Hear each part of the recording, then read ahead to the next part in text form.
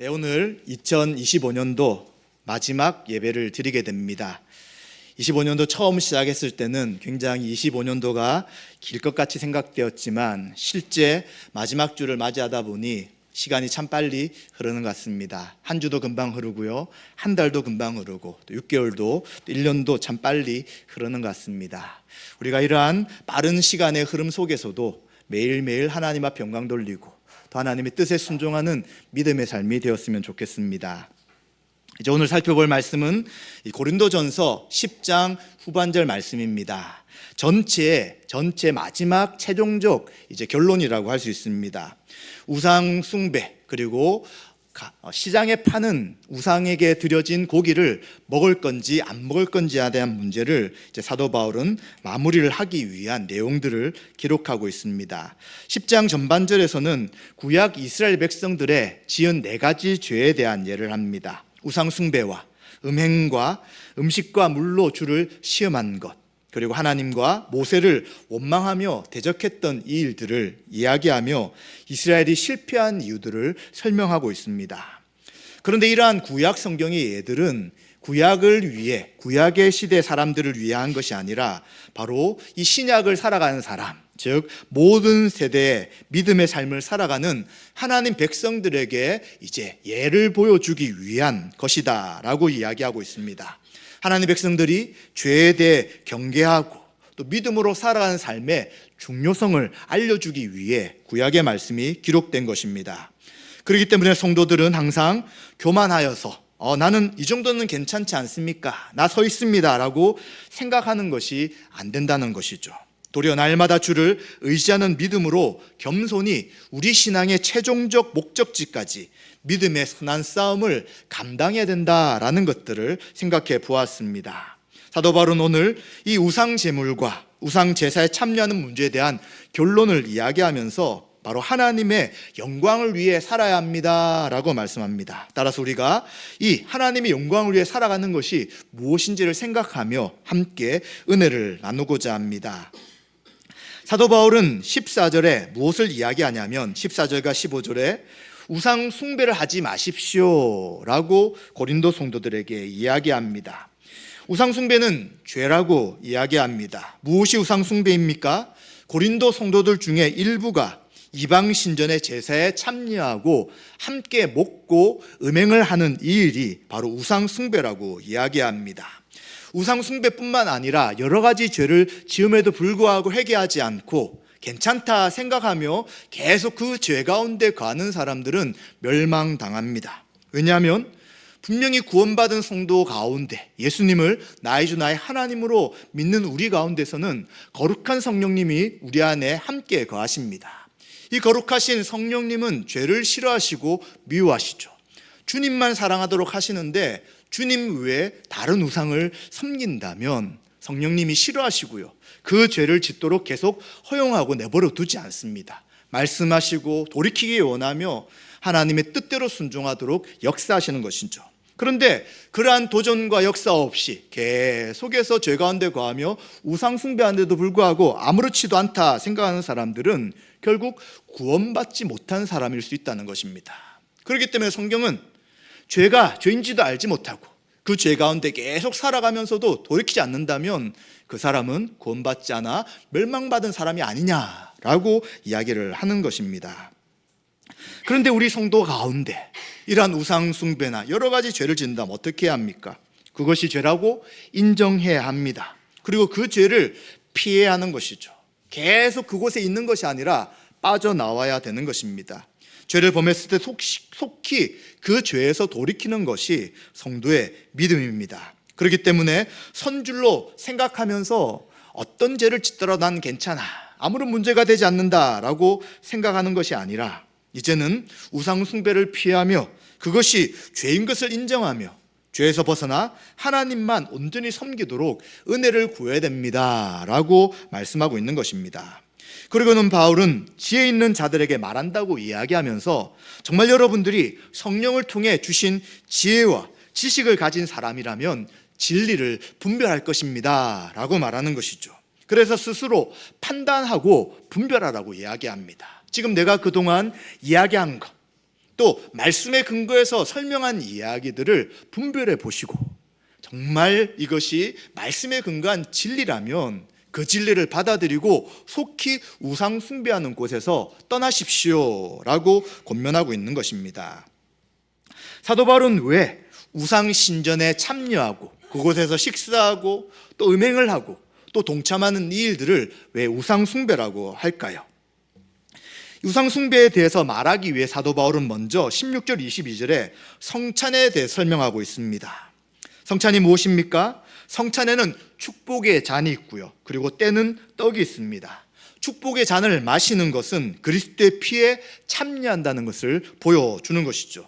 또 떡을 떼는 것은 그리스도의 몸에 참여하는 것을 말하고 있습니다. 여기서 피에 참여하고 몸에 참여한다는 이 참여는 단순한 식사를 말하지 않습니다. 그 식사에는 신에게 참여하는 교제의 의미가 포함되어 있고요, 또 그 신에게 예배하고 충성을 약속하는 종교적 의미가 담겨 있다라고 볼 수 있는 것입니다. 그렇기 때문에 그 거룩한 식사는 또 하나님과 교제하는 것뿐만 아니라 함께 식사하고 참여함으로 성찬을 행하는 성도들이 서로 교제하는 그러한 의미가 있다는 것입니다. 성찬에서 많은 사람들에게 배분되는 떡은 원래 한 떡이다라고 말할 수 있습니다. 실제 성경에서는 우리가 말하는 떡이라기보다는 빵이죠. 그래서 어떤 의미로 이 성찬을 하게 되냐면 한 몸인 거예요, 몸. 그래서 한 떡의 덩어리를 가지고 그 떡을 집례한 자가 먼저 뜯습니다. 그리고 성도님들이 이제 먹을 만큼 그 떡을 떼 나누게 되는 것이죠. 그래서 떡은 원래 한 몸을 상징하는 것이고요, 그리고 한 몸인 그리스도 안에서 서로 교제하고 서로 은혜를 나눈다는 의미가 한 빵을 떼는 것에 포함되어 있는 것이죠. 그래서 성도가 많은 교회에서는 그렇게 할 수 없지만 성도가 작은 교회에서는 실제로 빵 하나를 떼고 그리고 각자 나눔을 통하여 성찬식을 시행하게 되고요. 잔도 마찬가지입니다. 한 잔을 가지고 그 잔을 서로 나누게 되죠. 근데 잔 문제는 이제 위생 문제가 걸리기 때문에 잔은 그렇게 많이 못하지만 빵은 하나의 빵을 뜯음을 통하여 우리가 한 몸이며 한 몸 대신 그리스도를 먹고 믿음의 삶을 살아간다는 것을 의미하는 그러한 성찬식을 행하게 되는 것입니다.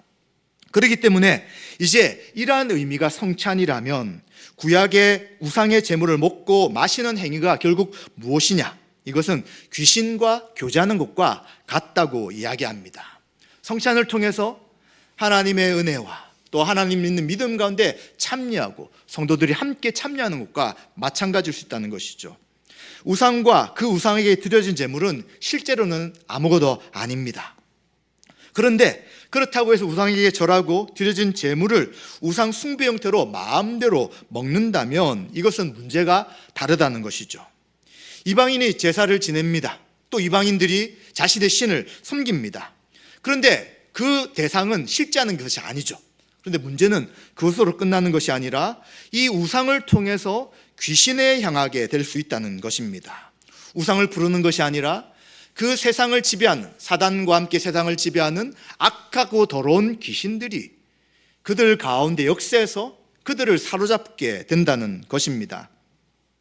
우리나라에 제사를 드릴 때도 어떤 분들은 자신의 조상신이 온다라고 생각하잖아요. 근데 실제는 조상신이 오지 않습니다.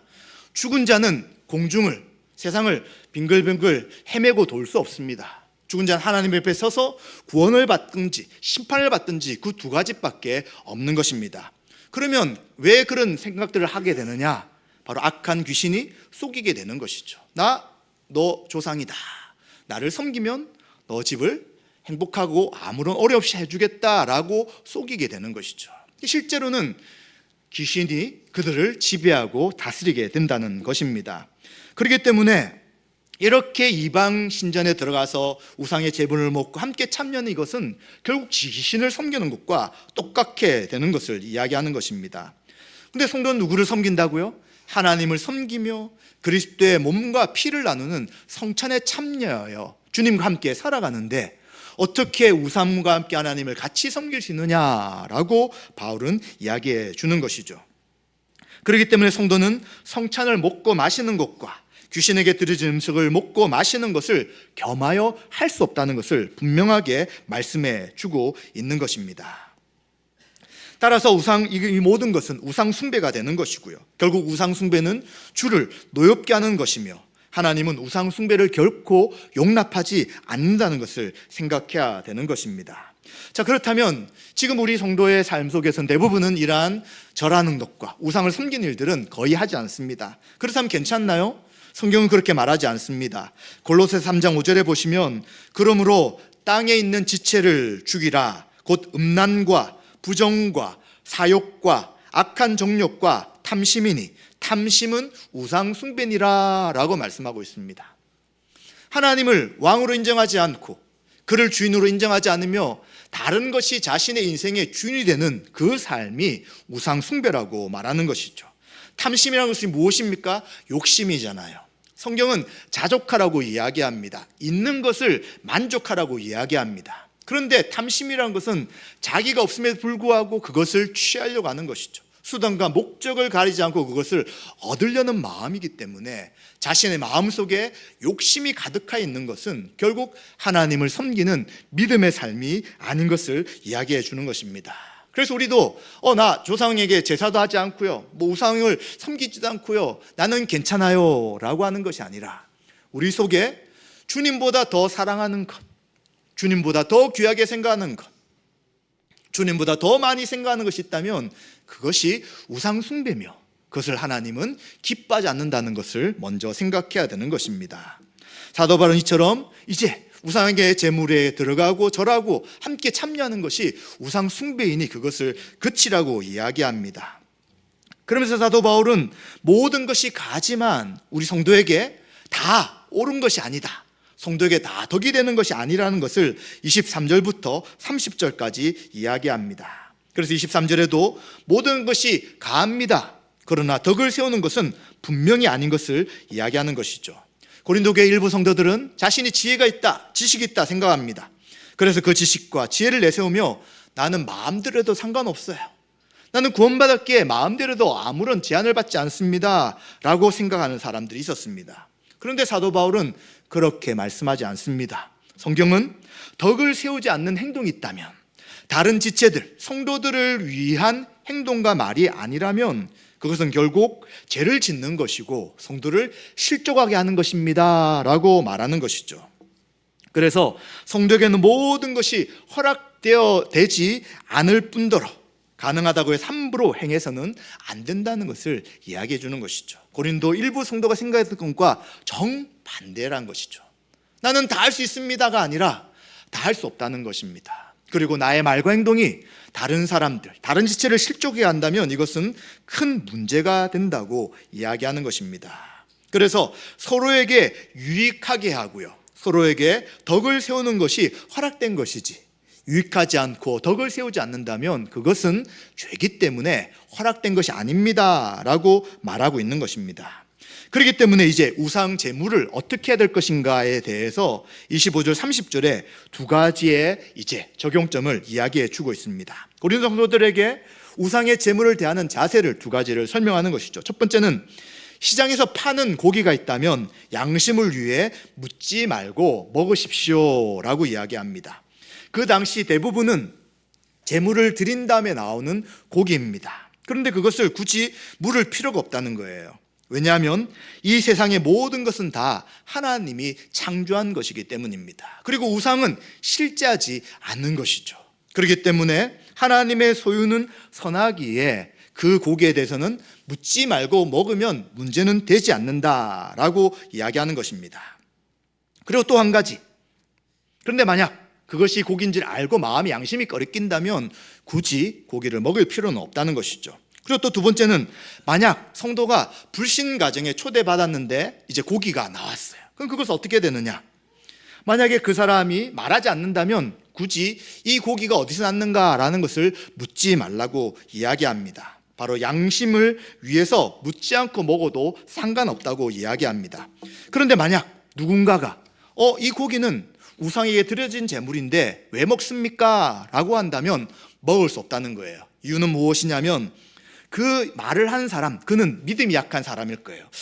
저 성도가 이방인 집에 들어갔네, 믿지 않는 집에 들어갔네, 그리고 고기를 먹네 라고 하면 그 사람의 양심에 이제 여러 가지 어려움으로 인하여 양심이 상할 수 있게 되는 것이고요, 그것으로 인하여 실족할 수 있다는 것입니다. 그렇기 때문에 사도 바울이 고백했던 것처럼 만약 내가 고기 먹는 자유는 있으나 이 자유로 인해 믿음이 약한 사람이 넘어지고 저 사람은 왜 우상에게 드려진 것을 마음대로 먹지?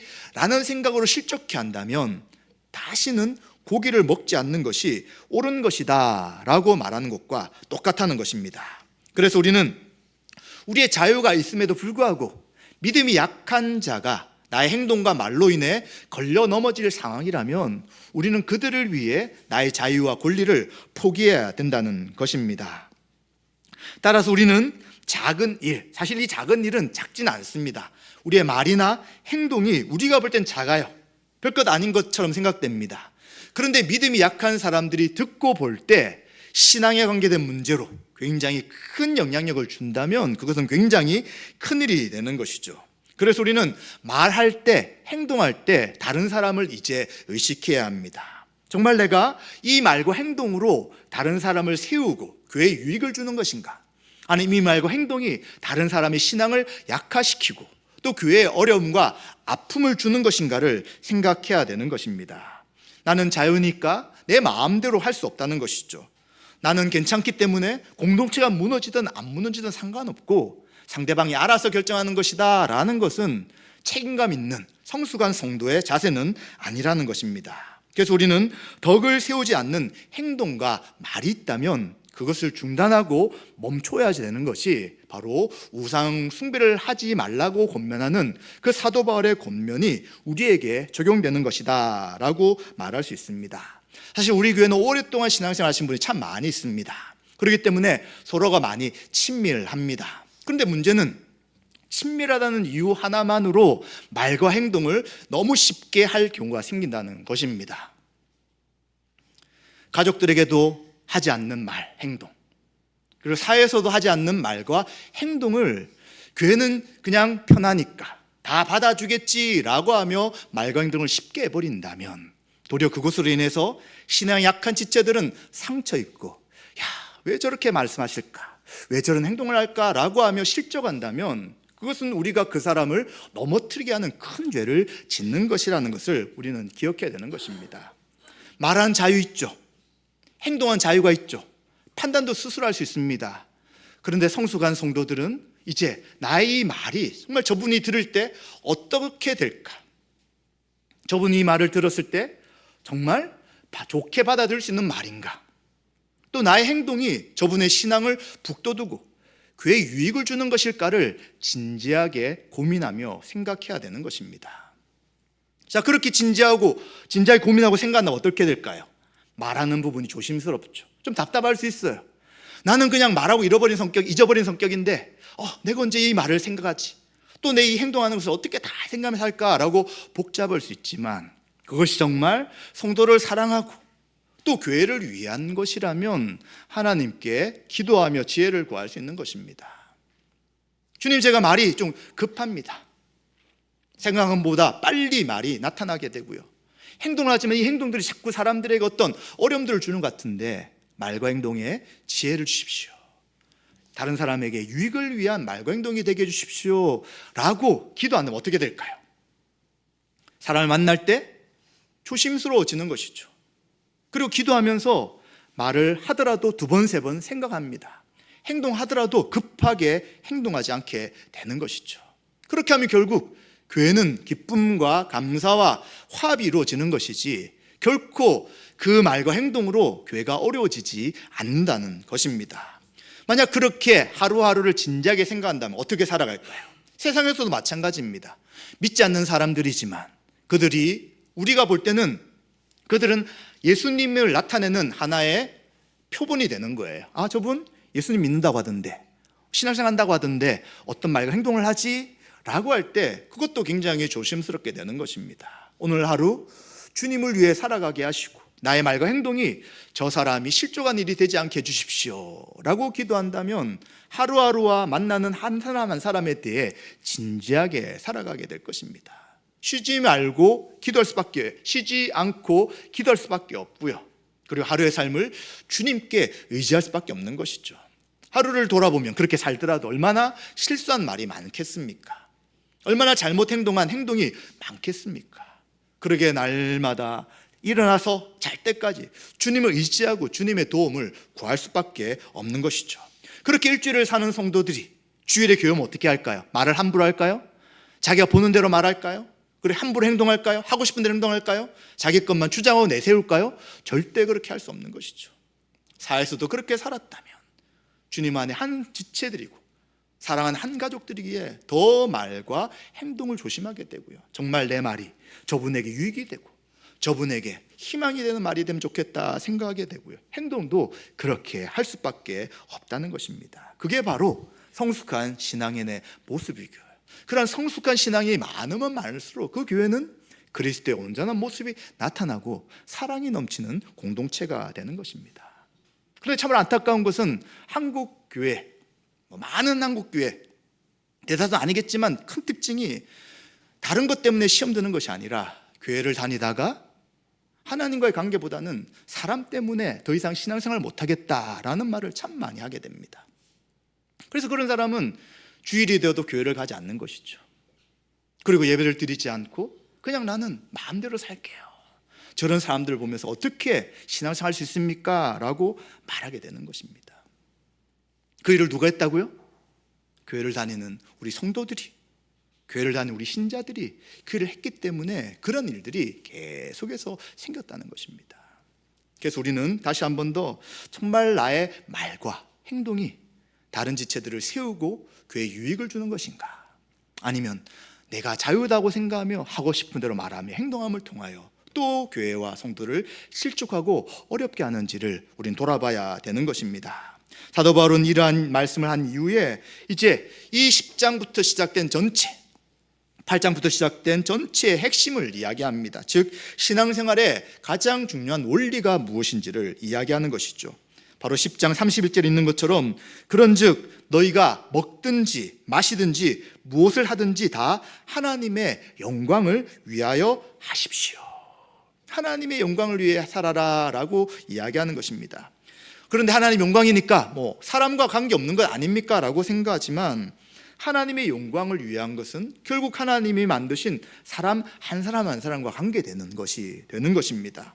연약한 지체를 위해서 자신의 권리를 포기하고요, 또 자유를 제한하며 먹든지 마시든지 또 하나님의 영광을 위해 사는 것이 가장 합당한 길임을 이야기하는 것이죠. 그래서 이 일을 누가 했느냐? 바울 자신이 그렇게 살았다고 이야기합니다. 내가 자유도 포기했고 권리도 포기했는데 이제 여러분들도 나와 같이 살아가십시오. 예수님이 사신 그 길을 나는 따라가고 있습니다. 그렇다면 여러분도 예수님이 걸어가신 그 길을 나와 함께 갑시다 라고 이야기하며 유대인에겐 유대인같이, 율법 없는 헬라인에겐 헬라인같이 한 모든 이유가 한 사람이라도 실족하지 않고 구원 얻게 하기 위함이다 라고 이야기하는 것이죠. 그래서 32절에 있는 말씀처럼 사도 바울은 하나님의 교회에 거치는 자가 되면 안 된다는 것을 이야기합니다. 거치고 넘어뜨리기로 하는 것이 아니라 세우고 일으키는 역할을 해야 되는 것이죠. 그래서 모든 일에 모든 사람을 기쁘게 하여 그들로 한 명이라도 구원 얻게 하는 것이 바로 하나님의 뜻입니다 라고 말하고 있는 것입니다. 사도 바울은 예수 그리스도를 믿은 그 이후에 어떤 삶을 살았느냐 할 때에 다른 사람의 유익을 위해 살았다는 거예요. 무엇을 위해서요? 한 명이라도 구원 얻도록, 나로 인해 실족하고 나로 인해 예수님 믿지 못하게 만드는 것이 아니라 한 사람이라도 구원 얻기 위해 그는 자신의 유익을 위하지 않고 다른 사람을 위해 삶을 살았습니다. 그 삶이 무엇이냐면 바로 하나님의 영광을 위한 삶이라는 것입니다. 우리는 잘 생각해야 합니다. 예배만 잘 드린다고 해서, 기도만 잘한다고 해서, 그리고 다른 봉사금만 잘한다고 해서 하나님 영광이 아닌 거예요. 옆에 있는 지체들을 실족하지 않고 연약한 사람들 넘어지지 않고 나로 인해 한 사람이라도 구원 얻도록 하는 것이 바로 하나님의 영광을 위한 삶이라고 사도 바울은 분명하게 말씀하고 있고 성경은 그렇게 말씀하고 있습니다. 따라서 우리는 교회 안에서 믿음의 삶을 살아갈 때 직분자들이 참 중요합니다. 저나 우리 장로님들이나 안수 집사님들이나 권사님들, 직분을 맡은 사람들을 여러 성도들이 바라보기 때문입니다. 저렇게 신앙생활 하는구나 라고 보면서 그대로 행동하게 되는 거예요. 우리가 여러분 왜 그렇게 합니까? 라고 할 때 그분들은 대놓고 말하지 않더라도 여러분이 그렇게 보여주지 않았습니까? 라고 말한다는 것입니다. 그렇기 때문에 우리는 이 직분을 받은 것에 대한 무거운 짐이 있는 것이고요, 짐이 있다고 내려놓으라고 말하는 것이 아니라 겸손하게 또 주님을 의지하며 계속해서 우리의 삶이 주님을 따라가는 말과 행동이 되어야 된다고 말하는 것입니다. 그렇게 될 때 이제 우리는 각자가 하나님의 영광을 위해 살아가고요, 각자가 지체들을 위해 살아가기 때문에 결국 교회가 세워지는 것이고요, 각자 지체들을 위하여 믿음의 삶을 살아가게 되는 것입니다. 그런데 그 반대로 항상 대접받으려고 하는 거예요. 항상 주장하려고 하는 것입니다. 모든 것을 다 안다 생각하며 내가 옳다고 말하는 사람들이 많으면 많을수록 교회는 어려워지고요, 힘들어지고요. 그리고 그 신앙은 스스로는 신앙이 좋다고 생각하지만 하나님 앞에 섰을 때 그 신앙은 그렇게 남는 것이 없을 수도 있다는 것입니다. 사도 바울이 지금 이 고린도 교회에 이야기하는 핵심적인 것이 무엇이냐면 진리와 진리가 아닌 것을 분별하라는 거예요. 예수 그리스도를 믿는 믿음으로 구원받는다는 참된 진리는 어떤 것도 양보할 수 없습니다. 그런데 그러한 진리가 아니라 이것도 될 수 있고 저것도 될 수 있는 허용되는 것이 있다고 이야기합니다. 그럼 어떻게 해야 합니까? 주장하고 내가 맞다고 생각하고 그때 그렇게 했으니까 지금 돼야 된다는 이 생각은 옳지 않다는 거예요. 그것이 도리어 실족시키게 하고 분란을 일으키는 것이죠. 그럼 어떻게 해야 되느냐? 말씀을 근거해서 이게 진리가 아니라면 지금 함께 의논하고 이야기하여 함께 바꿀 수 있는 부분이라면 같이 바꿔 나가는 것입니다. 여러분 한국교회 처음에 피아노를 치겠습니까? 치게 하지 않았습니다. 기타 쳤습니까? 절대 못 칩니다. 드럼도 없었습니다. 그때 다 사단의 악기라고 이야기하고요, 교회 안에서 할 수 없다고 이야기했습니다. 그런데 지금은 왜 허용합니까? 진리가 아니기 때문이에요. 진리는 결코 포기할 수 없지만 시간이 지나면서 달라지는 것이 있을 수 있다는 것입니다. 그래서 그 부분에 대해서 주장하지 말라고 이야기합니다. 그것을 진리라고 이야기하며 싸우려고 하지 말라는 것을 이야기합니다. 같이 이야기하고 시대에 따라서 또 말씀에 따라서 바꿀 수 있는 것들은 바꾸어 나가라고 이야기하는 것이죠. 왜요? 다른 사람의 유익을 위해서, 연약한 자가 실족하지 않기 위해서 그렇게 하라고 이야기하는 것입니다. 여러분 그동안 교회 안에 있었던 많은 일들을 기억하지 않습니까? 언제 문제가 생깁니까? 각자가 내가 옳다고 주장할 때 생기는 것입니다. 이게 맞다고 이야기할 때 생기는 것입니다. 그게 진리였나요? 시간이 지나고 사람에 따라 달라질 수 있는 건가요? 만약 달라질 수 있는 것까지 싸웠다면 결국 그 행동과 말은 교회의 유익이 아니었고요, 사람을 실족하게 만든 일이 될 수 있다는 것입니다. 따라서 우리는 진리와 진리가 아닌 것, 허용될 수 있는 것이 무엇인지를 잘 판단할 때 결코 진리는 양보할 수 없지만 나머지 부분에 대해서는 함께 의논하고 이야기하고 이 시대에 가장 합당한 것, 연약한 사람들을 잘 신앙생활 잘하도록 세우고 돕는 것을 위해 우리는 협력하고 서로를 섬겨 나가야 된다는 것입니다. 따라서 그렇게 하기 위해서는 우리는 참 많은 부분에서 권리를 내려놓고 자유를 포기해야 합니다. 내 생각과 내 주장을 잠깐 뒤로 가야 합니다. 그리고 성경에서 말씀하시는 진리가 무엇인지, 또 시간에 따라, 시대에 따라, 환경에 따라 달라지는 것이 무엇인지를 분별해서 모든 성도들의 유익을 위한, 특별히 연약한 자의 신앙을 위해 어떻게 할 것인지를 생각한다면 그것이 하나님의 영광을 위한 것이 되는 것입니다. 말씀 마무리하겠습니다. 우리 모든 것을 할 수 있습니다. 그러나 덕을 위해 행해야 합니다. 서로의 덕이 드러나지 않는 말과 행동은 결국은 실족하며 자기를 위한 것이 될 수 있습니다. 성도는 하나님 영광을 위하여 우리의 믿음의 삶을 살아가야 되는 것이고요, 특히 신앙이 연약한 자들을 배려하며 믿음의 삶을 살아야 합니다. 그 이유는 무엇입니까? 한 명이라도 구원 얻게 하기 위한 것입니다. 만약 우리 교회에 다니다가 실족해서 다시는 신앙생활하지 않습니다 라고 한다면 그 책임은 각자가 져야 되는 것이죠. 우리 교회가 져야 되는 것입니다. 그 책임을 사실 우리는 질 수 없는 것이죠. 너무 두려운 일인 것입니다. 그러기 우리는 겸손하게 다른 지체를 생각하고 하나님 영광을 위하여 믿음의 삶을 살아가는 것이 하나님이 기뻐하는 것이 될 것입니다. 이러한 삶을 살아가시는 저와 여러분 되시기를 주님의 이름으로 축원드립니다.